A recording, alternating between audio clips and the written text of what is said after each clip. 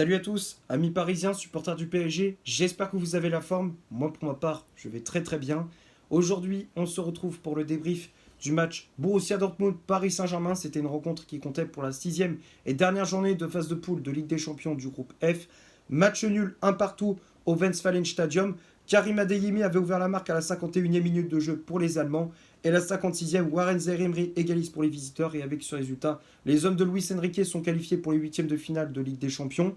Le classement final, je te l'affiche juste ici. Donc, les deux équipes qualifiées pour les huitièmes de finale de C1 sont le Borussia Dortmund et le Paris Saint-Germain. Le PSG qui a un bilan de 2 victoires, 2 matchs nuls et 2 défaites. Donc 8 points au compteur, à égalité avec le Milan C, 3e, renversé en Ligue Europa. Ce qui fait la différence entre les deux équipes, c'est le goal average.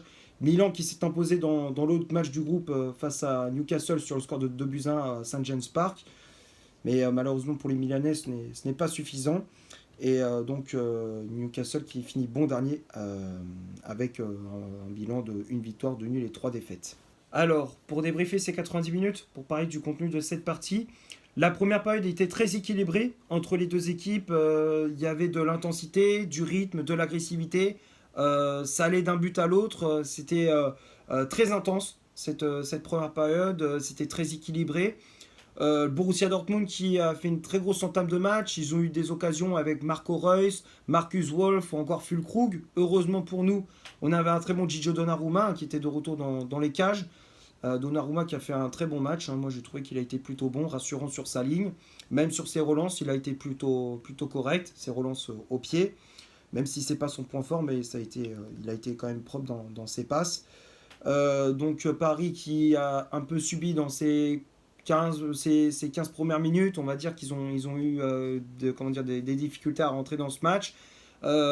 Malgré tout, on réplique avec des occasions de Lee Kang-in, de Kolo Muani ou encore de Bradley Barcola. Malheureusement, ça manque de précision dans la finition, mais ça fait comme contre Newcastle cette année, ou même ces dernières années, je le redis, mais je le répète, on n'est pas assez tueur devant le but. On manque d'efficacité dans la finition. Le nombre d'occasions gâchées dans cette première période, c'est incalculable. Comme je disais, avec Barcola, Kolo Muani, encore une fois, je comprends pas pourquoi Luis Enrique continue à le mettre titulaire. Mets-le moi remplaçant Kolo Muani. Ou à la limite, si tu voulais vraiment jouer avec un attaquant, bah dans ce cas, tu mets un faux numéro 9 avec Asensio et tu mets à gauche Bappé, à droite Barcola. Là, encore une fois, Kolo Muani, il a pas marqué des points. Il a été encore une fois décevant. Je comprends pas le choix. Déjà, tu le mets sur un côté droit, mais déjà que dans l'axe, il y a du mal, mais si tu le mets sur un côté, ça le fait pas. Colomani qui a loupé, qui a loupé beaucoup d'occasions en première période. Bappé également qui a beaucoup vendangé devant le but. Alors, il y a eu à un moment donné un sauvetage de Niklas Süle sur un face-à-face avec Mbappé. Mais à la première période, normalement, on aurait dû mettre au moins 2 buts. Normalement, ça aurait dû faire 2-0 à la mi-temps. Parce que, ok, Dortmund, ça joue haut, ils mettent un gros pressing, ils mettent une intensité folle. Mais derrière, tu sentais que les défenseurs, ils étaient lents. Surtout qu'en face, surtout avec tes attaquants, tu as des flèches. Avec Kolo Muani, Mbappé, Barcola, tu as des flèches sur les côtés et même dans l'axe. Tu as des flèches. Et le nombre de fois qu'on prenait de vitesse la défense de Dortmund, et ben, t'en profites pas. T'en profites pas, donc à la mi-temps 0-0, et ben, en deuxième période, Dortmund qui se réveille, et ils ouvrent le score à la 51e grâce à Karim Adeyemi sur un ballon perdu d'Achraf Hakimi côté droit, c'est récupéré par les Allemands, Marquinhos qui perd son duel avec Hummels, si je me trompe pas, Marquinhos qui est à la ramasse sur cette action, et Füllkrug qui en profite pour servir Adeyemi dans la surface de réparation. L'attaquant de Dortmund qui enchaîne avec une frappe croisée. Poteau rentrant. Les Allemands qui donc ouvrent le score, ça fait 1-0. Mais ce but a permis au PSG de se réveiller. Ça a été finalement un mal pour un bien. Ça a été un déclic pour le Paris Saint-Germain. Ils se sont vite réveillés, ils se sont mis vite dans le sens du jeu. Et à la 56e, Zaïre-Emery qui égalise aussitôt sur un très bon débordement de Mbappé sur le côté gauche. L'attaquant français qui centre en retrait pour Zaïre-Emery qui contrôle à l'entrée de la surface et enchaîne avec une frappe puissante. Alors, il y a de la réussite, c'est vrai, parce que ça passe entre les jambes du défenseur de Dortmund et Kobel, le gardien du BVB la touche du bout des gants, mais c'est pas suffisant pour la sortir. Il n'a pas la main assez ferme, mais ça rentre quand même au fond du filet, donc ça fait un partout.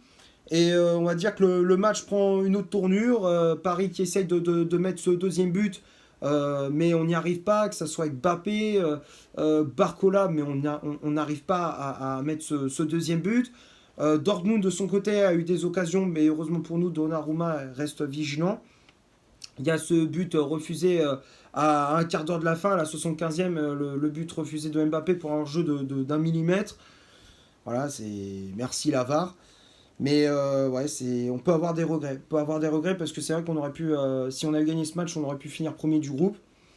Mais ça n'a pas été le cas dans ce match. Donc un partout, score final. Mais ouais, il faudra hausser le niveau de jeu lors des huitièmes de finale de Ligue des Champions. Parce que là, vu qu'on a fini deuxième, on va se farcir un gros, un gros d'Europe. Voilà, le Real, le Barça, le Bayern, Manchester City, on va se taper un gros. C'est obligé, parce que vu qu'on a fini deuxième, les premiers, eux, il n'y a que des gros, les gros clubs.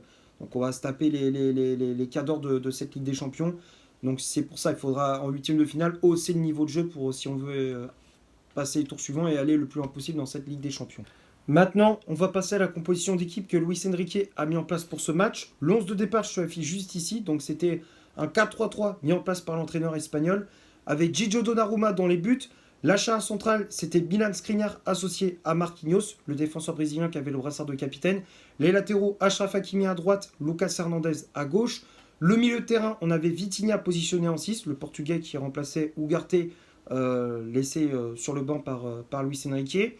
Lee Kang-in et Warren Zaïre-Emery en relayeur. Et le trio d'attaque, donc un trio d'attaque un peu bizarre, enfin pas les joueurs en tout cas, mais le positionnement des joueurs était un petit peu bizarre. On avait Randal Kolo Muani, ailier droit, Bradley Barcola, ailier gauche, et en pointe le français Kylian Mbappé. Les changements effectués par l'entraîneur parisien, donc on a vu l'entrée en jeu de Marco Asensio à la place de Bradley Barcola, l'entrée en jeu de Manuel Ugarte à la place de Lee Kang-in, et l'espagnol Carlos Soler qui est entré en jeu à la place de Kolo Muani. Que dire sur cette compo, des choix un petit peu bizarres de la part de Luis Enrique.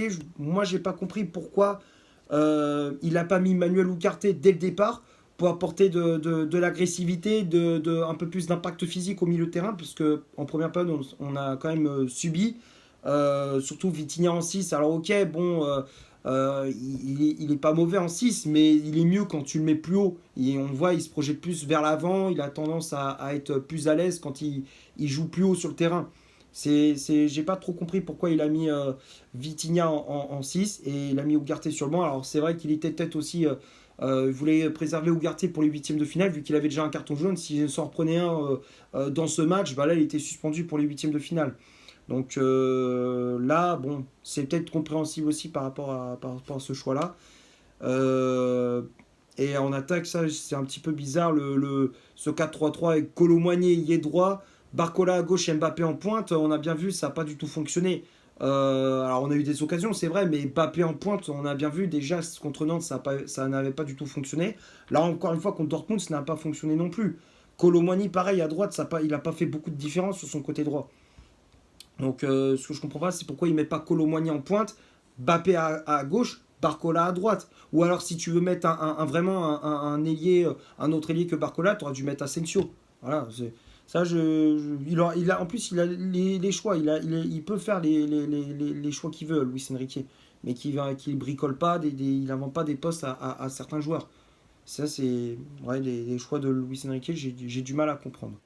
On va passer maintenant du côté des statistiques de cette rencontre. On va commencer par le BVB.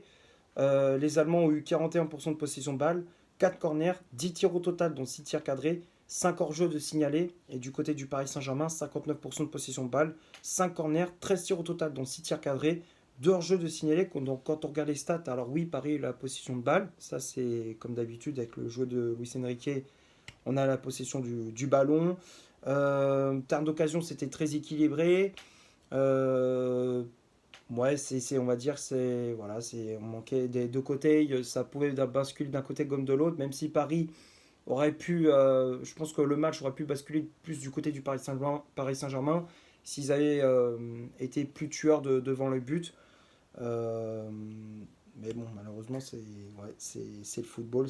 Malheureusement, on ne peut pas toujours gagner, être bon dans la finition. Mais pour Paris, il faudra, comme je disais, élever le niveau de jeu en huitième de finale de C1.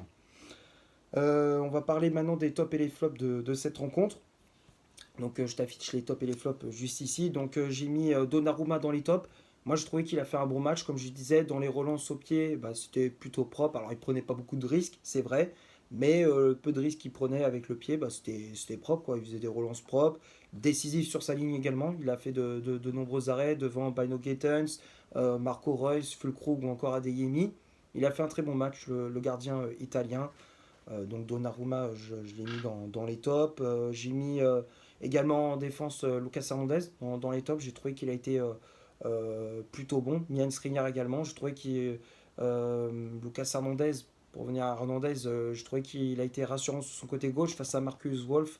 Il a mis de l'agressivité, il n'hésitait pas à tacler pour gagner le ballon, pour récupérer le ballon, gagner le duel. Moi, j'ai trouvé qu'il a fait un très bon match, Lucas Hernandez. Skriniar également, même si voilà, il a été un petit peu en difficulté, mais c'est vrai qu'il n'était pas aidé. À côté de lui, il avait Marquinhos. Mais Skriniar, je le mets dans les tops. J'ai trouvé qu'il a été agressif, serein dans ses interventions. Face à Füllkrug, l'attaquant du BVB de Dortmund. Je trouvais qu'il a été plutôt bon. Il a fait de bonnes relances aussi. Il a dégagé une bonne sérénité. Skriniar, je le mets dans les tops. Marquinhos, je le mets dans les flops. Un match catastrophique du défenseur brésilien. Dans les duels, il se faisait manger. Dans les relances, elles étaient assez hasardeuses. Moi, je trouve qu'il est passé encore une fois au travers, le défenseur brésilien. Dans ce match, normalement, c'est lui le taulier, c'est lui le capitaine. Il doit montrer l'exemple. Là, encore une fois, il est passé au travers. Encore une fois, en Ligue des Champions, il passe au travers. Marquinhos, je mets dans les flops. Après, j'ai mis aussi également dans les flops au milieu de terrain Lee Kang-in. Le Sud-Coréen, pour moi, euh, il m'a pas convaincu. Il a perdu beaucoup de ballons au milieu de terrain.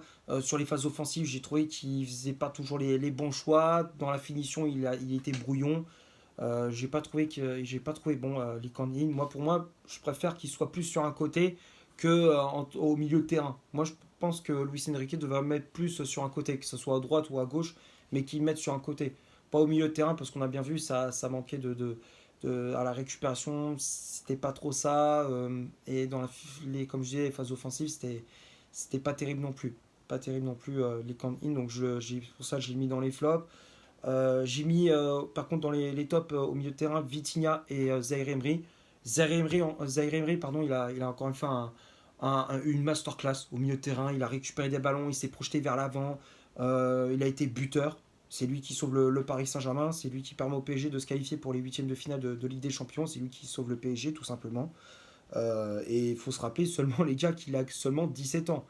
Il a 17 ans, hein, il est même pas encore majeur. Et c'est lui qui sauve le Paris Saint-Germain. Mais c'est impressionnant. Franchement, il a été impressionnant. Zaire Emery, encore une fois, au milieu de terrain, il m'a régalé. Les contrôles, les passes, il a une bonne vista, une bonne vision de jeu. Donc Zaire Emery, je le mets dans les tops, comme je disais. Vitinha aussi, très bon, même s'il n'a pas joué habituellement en tant que relayeur. Il a joué plus bas, mais il a été très très bon également. Il a récupéré des ballons, il coupait sur les phases défensives, il a récupéré pas mal de ballons. N'hésitez pas aussi à se projeter vers l'avant, comment dire, à aider ses partenaires sur les phases offensives. Il a été très très bon Vitinha, donc c'est pour ça que je l'ai mis dans les tops. Et après dans les flops, j'ai mis Barcola. Barcola, j'ai trouvé qu'il a. Alors ok, il s'est créé des occasions, mais je trouve qu'il doit être plus tueur devant le but. Et à un moment donné, il trouve les poteaux, après il trouve le gardien. Enfin, je trouve que sur les phases offensives, enfin sur les actions du PSG, il doit faire mieux. Il doit faire beaucoup mieux. Il doit montrer un autre visage, Bradley Barcola, en Ligue des Champions.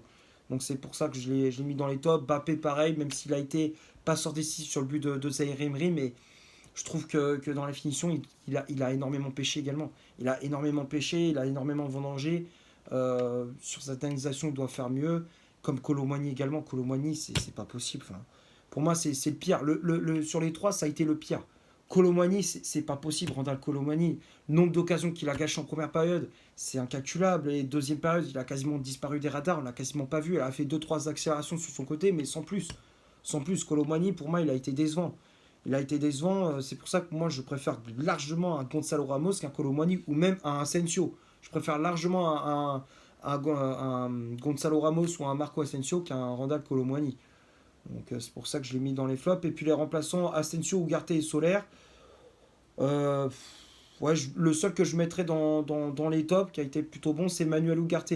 Ugarte, j'ai trouvé que dès qu'il est apporté le milieu de terrain, dès qu'il est rentré au milieu de terrain, il a apporté un peu plus d'équilibre. C'était beaucoup mieux que lorsque Ugarte est rentré au milieu de terrain pour porter un peu plus d'impact physique et d'agressivité. Euh, ouais, bonne entrée en jeu du milieu uruguayen. Puis après, bon, Asensio et Solaire, bon, ils n'ont pas fait une entrée en jeu de folie. Bon, je pense avoir fait le tour pour ce Borussia Dortmund Paris Saint-Germain. J'espère que le débrief vous aura plu. Si c'est le cas, comme je disais, vous laissez un énorme like. Tu t'abonnes, tu n'hésites pas à me dire dans les commentaires ce que tu as pensé du match et de mon débrief. Partage les vidéos sur tes réseaux sociaux si tu le souhaites. Et d'ici là, portez-vous bien. On se retrouve pour un prochain débrief. Ciao.